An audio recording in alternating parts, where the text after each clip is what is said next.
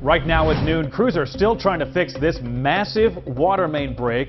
It caused part of a road to buckle. It's been 19 hours since this happened, and it could be days before it's completely fixed. We're going to walk you through the mess for businesses in that area and how drivers can get around this. It's hot and steamy out there so far today, and it's going to heat up more. We're tracking a chance for some stronger storms returning as we head to our afternoon. And weekend storms still have thousands of people in the dark right now. We're asking power crews when the power will be turned back on and why this is taking so long. You're watching Eyewitness News live at noon. And we start with that major mess in West Charlotte right now. A water main break flooded Freedom Drive. It caused the road to actually just buckle in this area. Look at the mess and look at the water. It looks like an earthquake hit. Charlotte Water, an emergency contractor, have been on the scene now for the last 19 hours. It could be days more before this is fixed. We have team coverage, including Traffic Team 9's Mark Taylor. Let's start things out with Gina Esposito with a look at the major mess. It's now been more than 19 hours since that water main broke here on Freedom Drive near Moorhead Street. Over the past 3 hours, crews have really started to get to work. They drained the remaining water from this hole and started to pull up the asphalt so they can make repairs.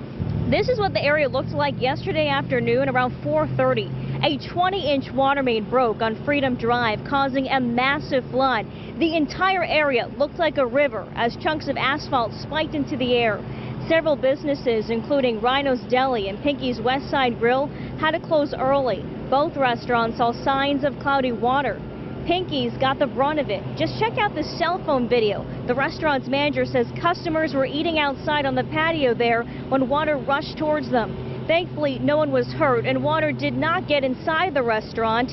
Employees did spend most of this morning cleaning up the mud outside. We were worried, wanted to make sure that all our customers got out safe and didn't have any issues.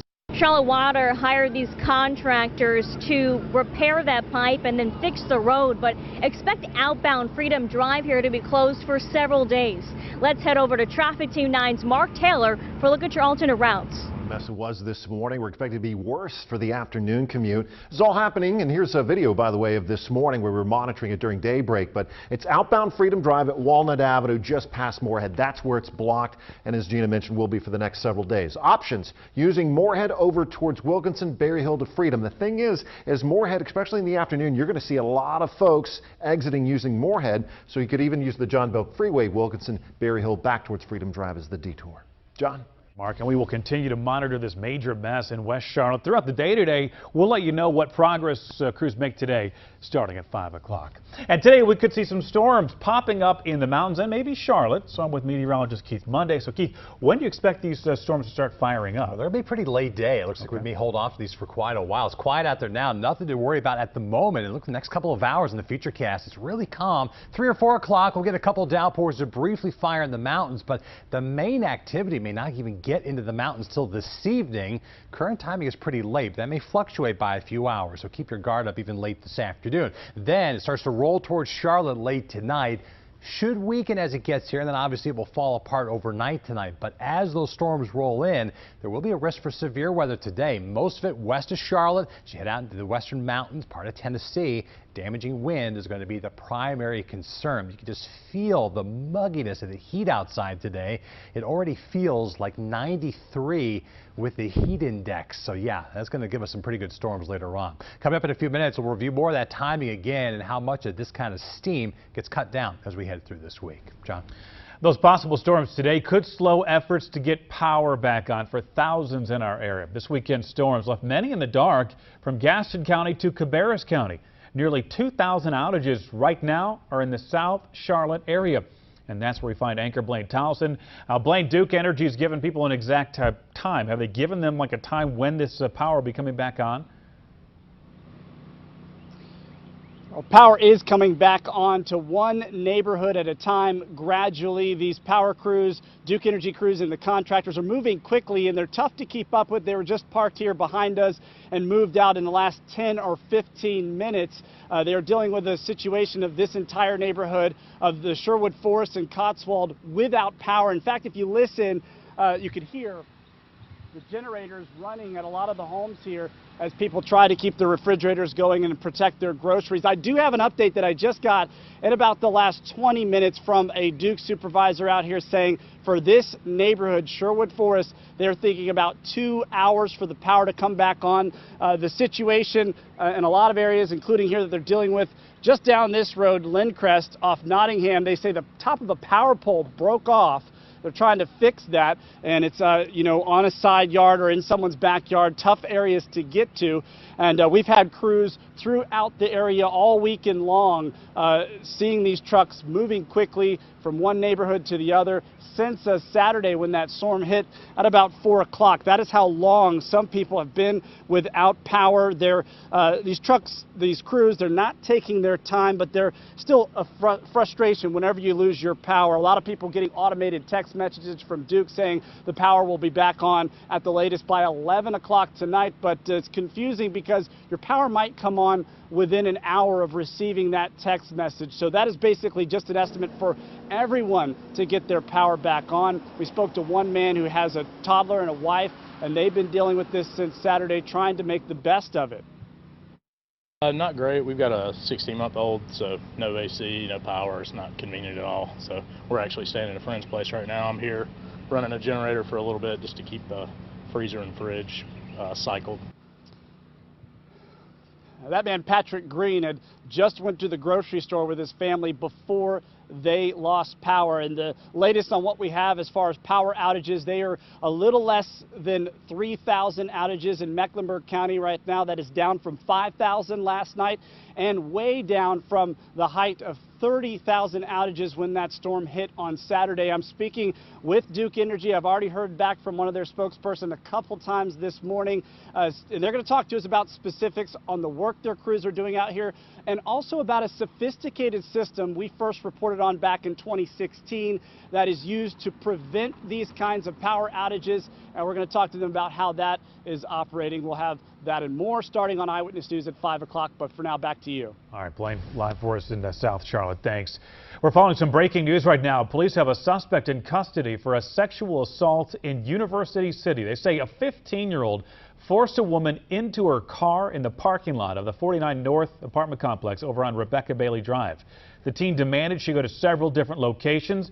Then police say that teen raped her. The woman managed to get away, but the suspect took off in her car. Channel 9 will speak with CMPD's sexual assault unit this afternoon about this case and others in recent weeks. We'll have the very latest for you today at 5. Breaking now in North Charlotte, a Jeep flipped onto its side in 485 near Benfield Road, forcing troopers to close 2 of 3 lanes. You can see there's a hole in the roof of that Jeep right there. The windshield smashed, the hood of the Jeep open. Medics says the driver has some serious injuries, but it's not clear what led to this crash. New at noon, firefighters say a generator caused this house to catch fire overnight. Crews could see smoke and flames when they got to the house on Moncure Drive in South Charlotte at about 2:30 this morning. Charlotte Fire put the flames out in just about 15 minutes. They say gas vapors caught a generator on fire, and that spread to the rest of the house. Investigators are trying to figure out why someone shot into a house in North Charlotte, hitting a man in the hip. Police say this happened around 11:30 last night on Jennings Street, right off LaSalle Street. Now, that man is expected to be okay. No other homes were hit. So far, no one's been arrested. 3 inmates will face a judge today. They're accused of attacking several detention officers at the Lincoln County Jail. These 3 men face several charges, including assault. One of them, Larry Stanley, also faces an attempted murder charge. The sheriff says they did not use weapons in yesterday's attack, but 2 officers did suffer concussions, while another had to get stitches. Police are looking for the suspects who shot a pregnant teen in Northwest Charlotte, causing her to go into labor.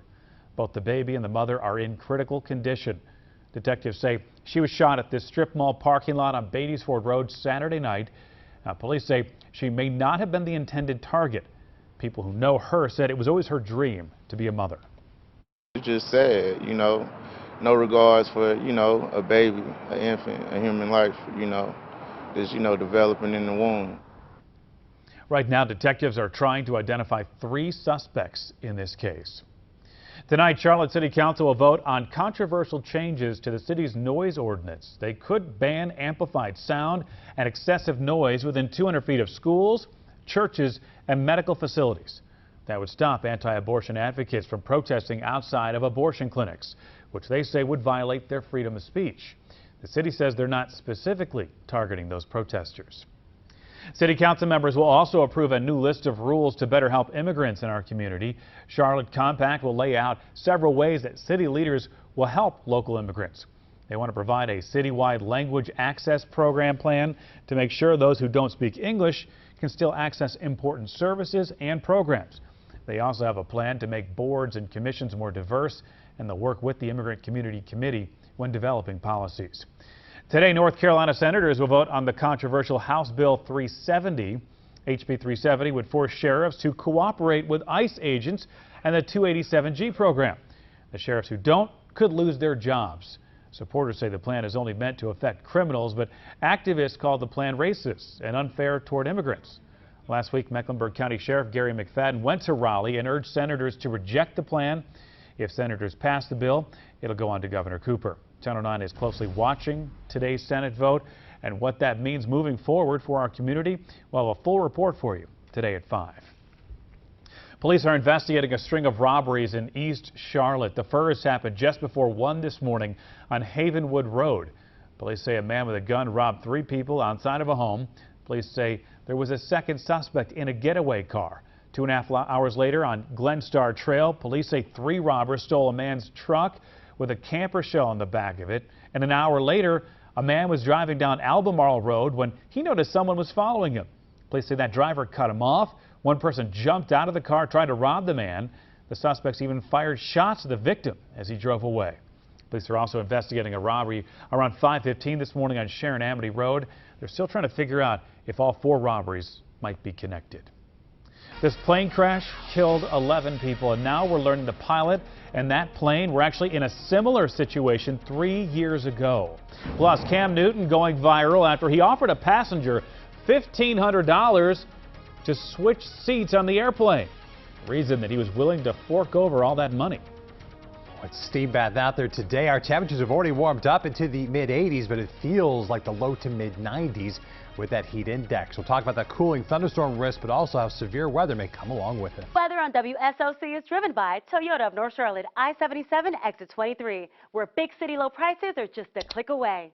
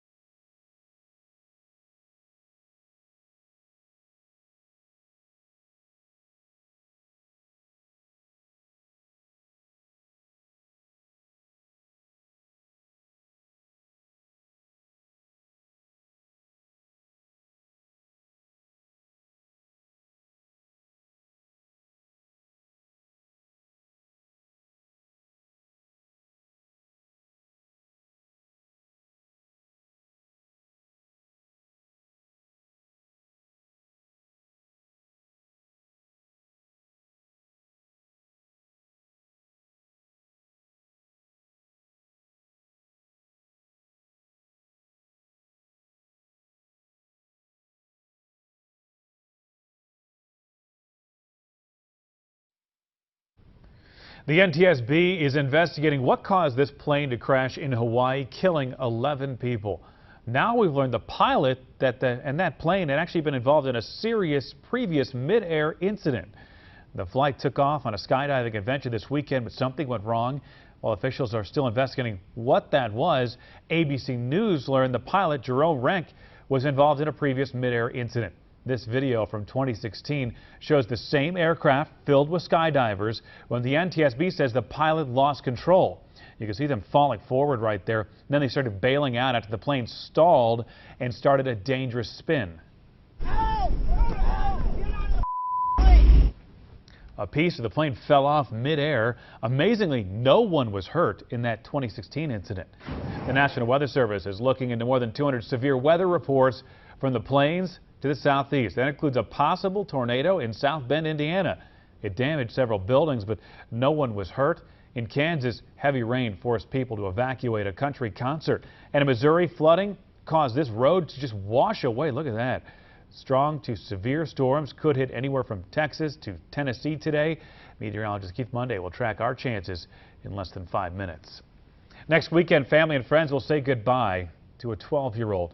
Matthew Liu died last week after he fell from a rock climbing wall at Altitude Trampoline Park in Lowell. And while the park is back open, the rock climbing wall is closed indefinitely. Police say Matthew fell 10 to 15 feet. Police and company officials reviewed surveillance video last week.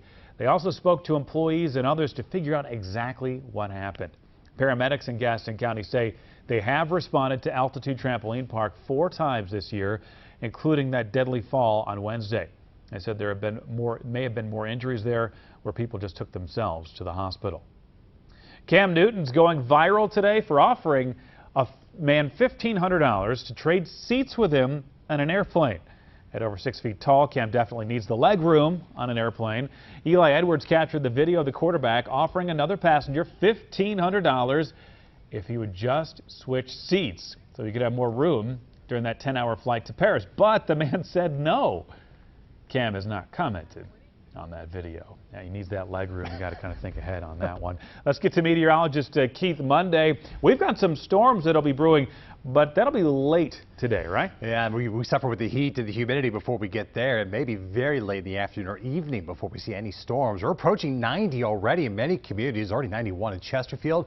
It feels like 95, though, with the heat index down there. So it's going to feel very hot, much hotter than the weekend as more humidity and more heat build in today. So take it easy out there trying to get that yard work in. We'll only hit the low 90s, I say only, because it's going to feel like the mid-90s with the heat index.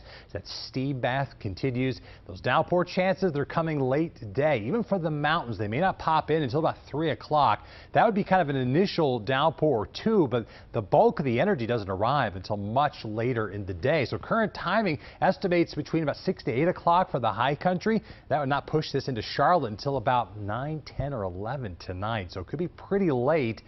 So use our WSOC-TV weather app to get those alerts. That'll let you know immediately if a severe thunderstorm warning is issued, because damaging wind threats are going to kick in as we head into the evening for tonight. That's the biggest concern, obviously, along with the heavy rain and the intense lightning. Mountains may get a little bit of hail. I'm not sure we'll see that quite in Charlotte. The areas to the west may have a better shot for that, but either way, keep up to date through the day. Of course, we'll be tracking this development as we head throughout the afternoon and have that full update at 5 today as we expect those storms to begin to fire up. After today, things calm down for really the rest of the week. A really low to no chance of rain. The heat stays. We're in the low 90s, but the humidity levels start to go down. It'll feel more comfortable tomorrow and Wednesday. Again, even though we're around 90, it'll feel around 90. We cut down that heat index for a while. Now that's going to creep back in most likely as we head our way toward the upcoming weekend. Right now, looks like only very low chances for thunderstorms coming in as we get ready for those weekend plans. So your 7-day forecast, we'll keep our guard up for the afternoon for a small chance for downpour. But again, most of it comes later on, maybe until after dark before we get that thunderstorm risk here in the metro. Quiet weather for a few days. A couple downpours for the weekend right now. Don't look like they're going to wash out plans. But while we get a break in the mugginess in the short term after today, that's going to come back as we head toward the weekend. So get used to the 90s. They are going to be with us for a while. It's almost July. Yeah. All right, Keith, thanks.